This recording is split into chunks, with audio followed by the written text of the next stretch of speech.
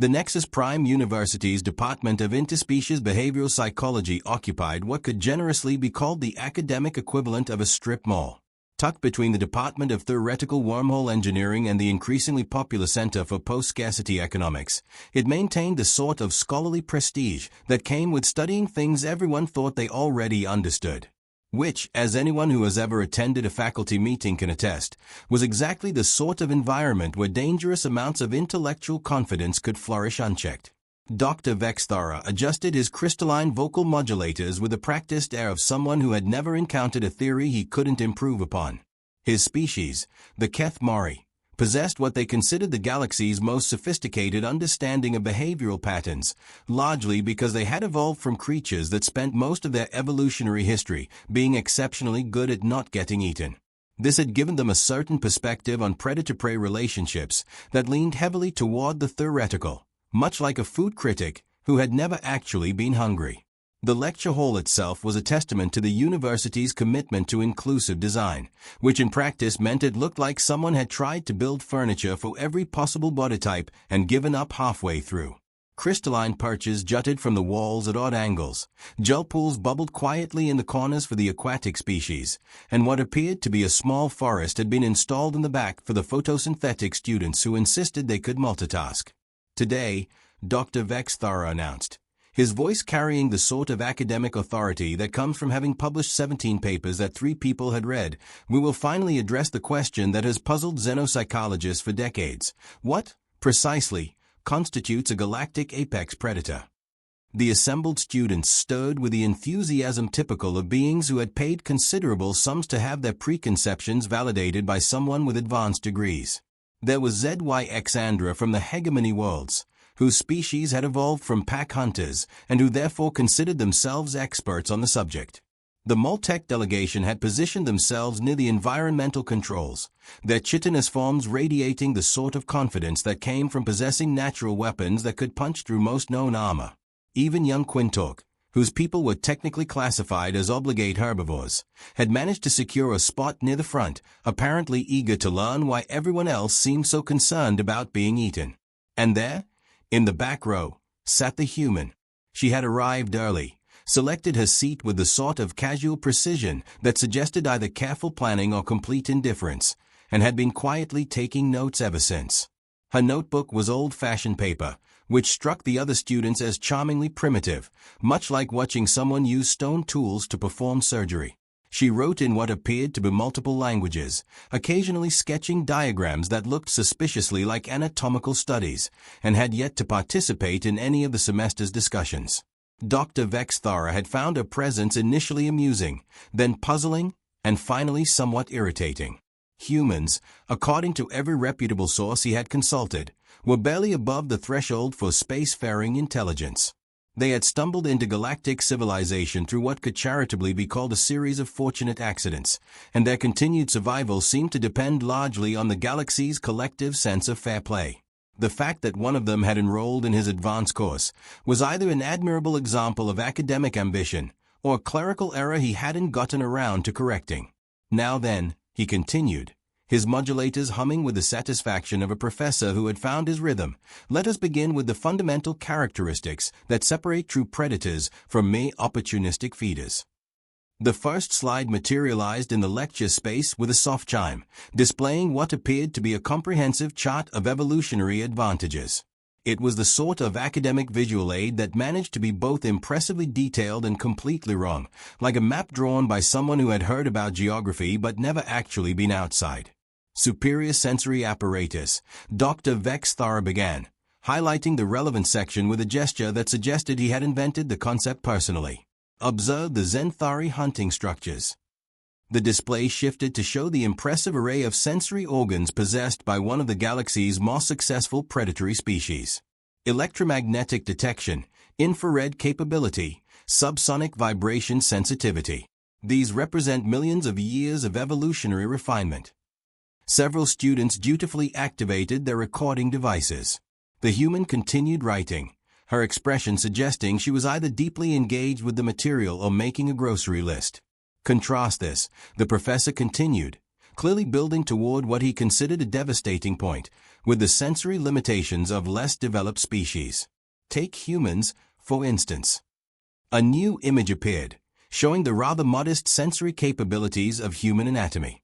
Vision limited to a narrow electromagnetic spectrum, hearing that fails to detect most useful frequencies, olfactory systems that can barely distinguish between nutritious and toxic substances.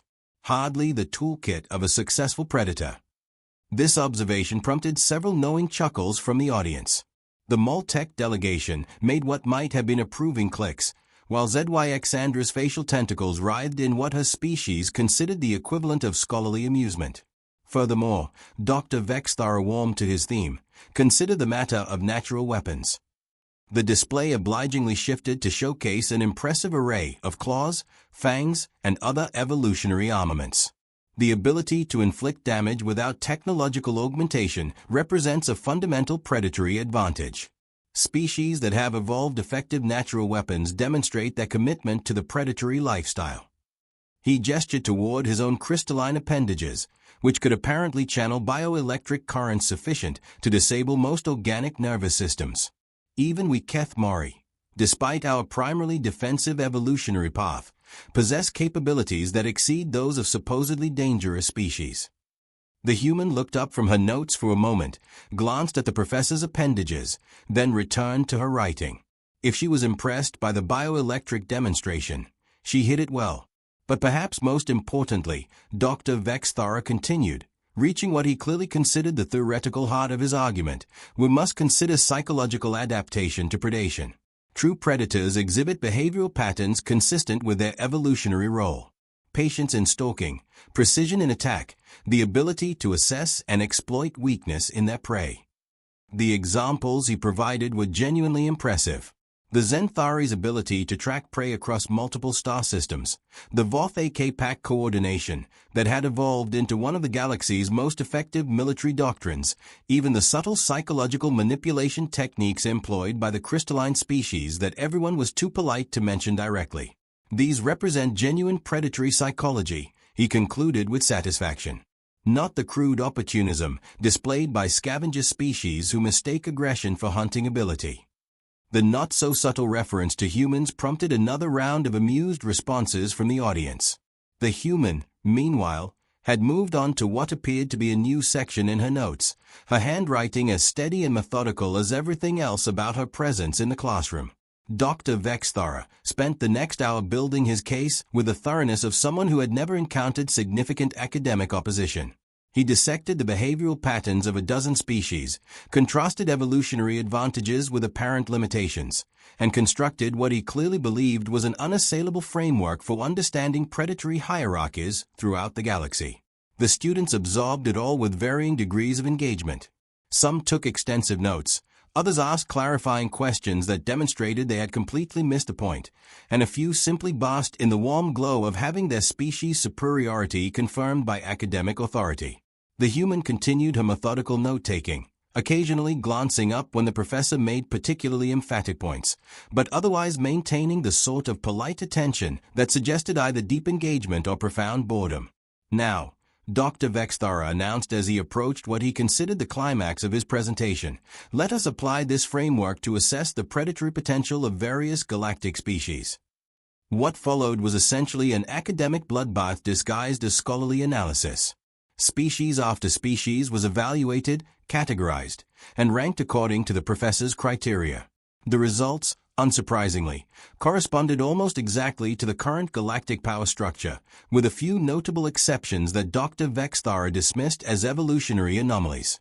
And finally, he said, clearly savoring the moment, we come to the species that perhaps best illustrates the difference between perception and reality in predatory assessment. The display shifted to show images of human settlements, human technology, and human military forces. To his credit, Dr. Vexthara had done his research, and the presentation included fairly comprehensive data about human capabilities and achievements.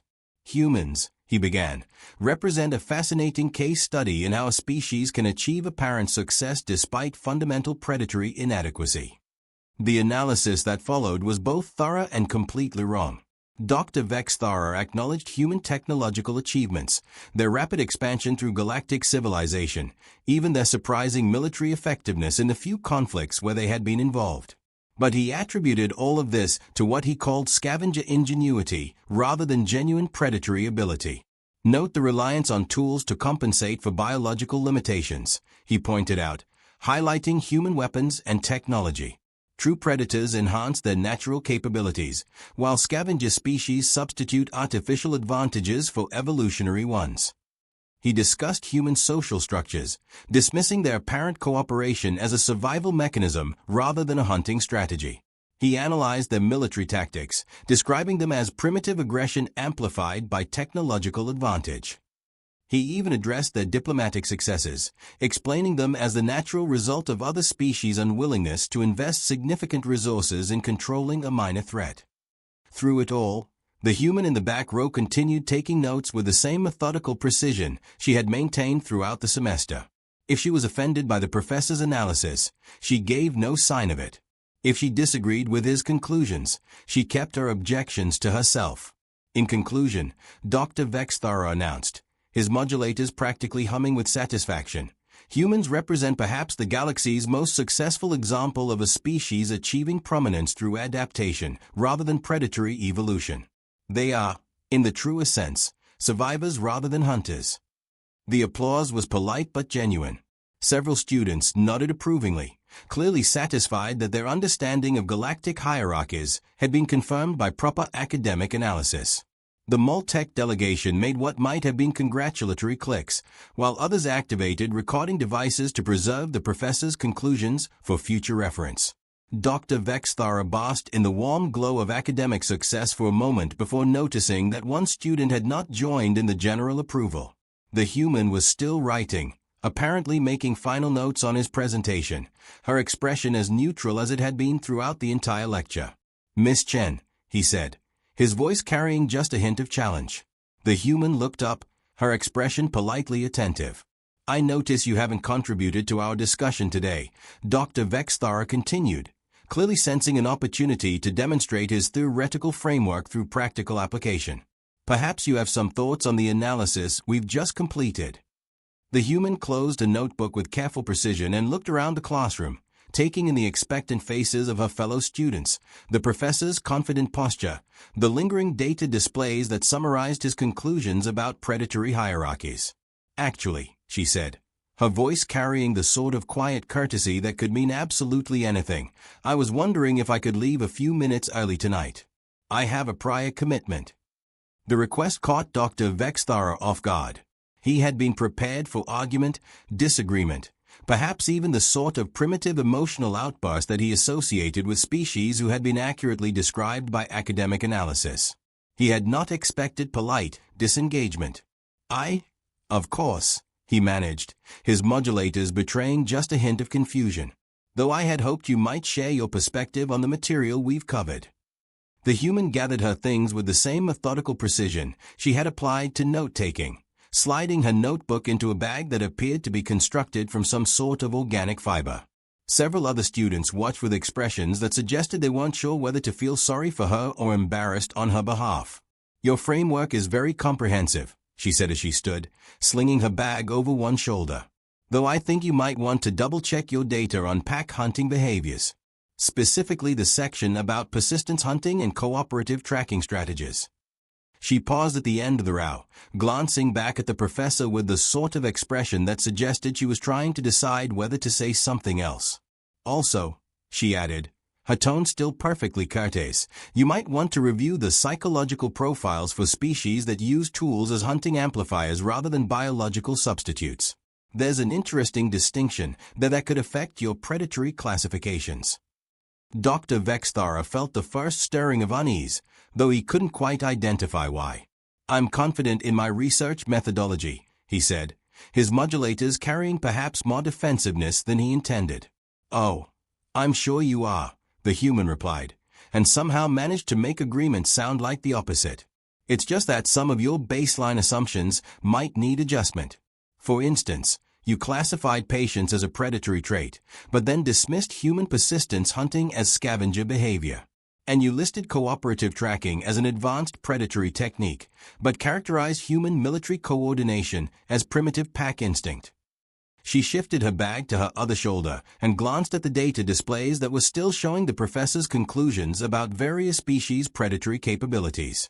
Actually, she continued, her voice taking on the sort of casual tone that academics learn to fear, now that I think about it, there's something interesting about the species you've classified as apex predators. Would you mind pulling up their combat effectiveness ratings against human military units? Dr. Vexthara's modulators made a sound that might have been confusion or the beginning of panic. I failed to see the relevance. Humor me, the human said, and somehow made it sound like a polite request rather than a challenge. The professor, perhaps sensing that refusing would seem petty, activated his data interface and pulled up the requested information. The numbers that appeared in the lecture space were not particularly flattering to his theoretical framework. The human observed, studying the data with apparent interest. So the Zenthari, with all those superior sensory advantages, have about a 12% success rate in direct confrontation with human forces. And the Maltec, despite those impressive natural weapons, are running somewhere around 8%. She turned to address the other students directly, her expression suggesting she was sharing an interesting academic observation rather than systematically dismantling 2 hours of lecture material. Has anyone else noticed that the species Dr. Vexthara has identified as the galaxy's most effective predators seem to have a remarkably poor track record when they actually encounter humans in competitive situations? The silence that followed was the sort that develops when a room full of people suddenly realize they may have been thinking about something completely wrong.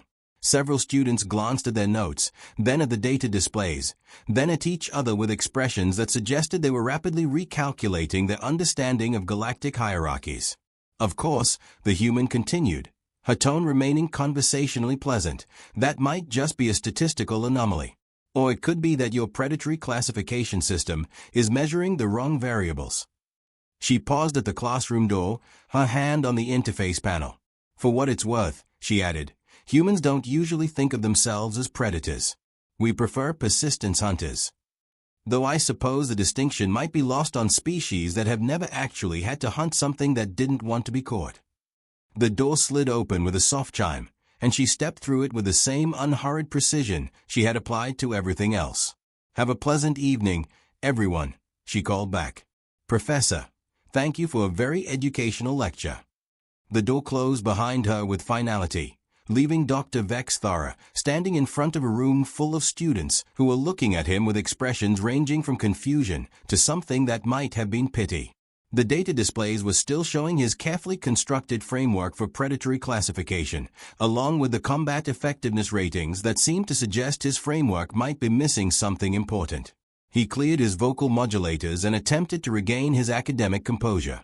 Well, he said, I think that rather proves my point about the difference between theoretical understanding and emotional reaction to academic analysis.